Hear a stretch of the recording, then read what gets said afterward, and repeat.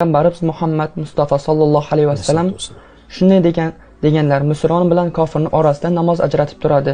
Kimki namozni tark etsa kofirlardan bo'libdi deb o'qib qoldim. Shu hadis rostmi? Ha, Rasululloh akram alayhisolatu vassalomdan shu mazmunda bir qator hadislar bor. Va biz bilan ularning, ya'ni g'ayridinlarning o'rtasidagi farq bu namozdir deganlar. Yana kim namozni tark qilsa u kofir bo'libdi degan ma'noda faqat kafara ma'nosida hadislar kelgan. Lekin bu hadislarni tushunishda boshqa hadislarga ham murojaat qilish kerak bo'ladi. Rasululloh akram alayhisolatu vassalom boshqa hadislarda aytganlarki, kim chin qalbdan la ilaha illa ashhadu an la ilaha illalloh va ashhadu anna muhammadan abduhu va rasuluhu deb chin qalbdan aytsa jannatga kiradi degan. Namoz o'qishni shart qilmaganlar. Yoki falon ibodatni qilsa keyin deb shart qilmaganlar. Shu bilan birga Alloh subhanahu va taolo Qur'oni Karimda innalloha la yaghfiru an yushraka bihi va yaghfiru ma duna zalika liman yasha degan. Alloh o'ziga shirk keltirilishini kechirmaydi. Undan boshqa gunohni xohlagandan kechiradi degan. Demak, namozni agar o'qiy olmasa, agar kofir bo'lsa, Alloh kufrni kechirmasin. Demak,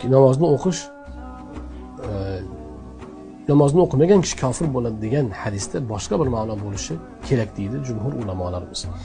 Va yana shunga o'xshash boshqa dalillarni keltirib, ahli sunna ulamolari bir ittifoq aytadilarki, namozni tark qilish kufr emas. Ya'ni namozni tark qilgan odam kofir bo'lmaydi. Lekin uning farzligini inkor qilsa, yoki namozni tark qilganda uning farzligini inkor qilaroq tark etsa, ana o'shanda inson iymondan chiqib qoladi deganlar va hadisni mana shu mazmunda tushuniladi. Hadisni zohiriy tushunganlar mana endi namoz o'qimasa kofir bo'ldi deydi. Yo'q, bu gapni jumhur ulamolarimiz rad qiladilar. Hanafiy, Maliki, Shofiy va Hanbali mazhabida aksar ulamolar, jumhur ulamolar aytadilarki, yo'q, namozni o'qimasa tarikus sola kafir, namoz o'qimagan odam kofir bo'ladi degan gap yo kufroni ne'mat ma'nosida tushuniladi, yoinki o'sha farzligini inkor qilaroq tark etsa deb tushuniladi. E'tiqodan tark qilsa deb tushuniladi. Amalan emas. Amalda esa o'qishim kerak edi, o'qimayapman, farz edi, bajara olmayapman, Alloh o'zim bir kun tavfiq bersa qilaman deb tursaki, inshaalloh bu odamda, demak, u odamni biz mu'min deb bilamiz, musulmon deb bilamiz. Ammo hadisning zohirini olib, boshqa hadislarga solishtirmasdan, boshqa oyatlarga murojaat qilmasdan tushunib olib, bugungi kunda musulmonlarning boshiga tashvish tug'dirayotgan kishilar bo'lsa, bular nihoyatda qattiq adashuvda.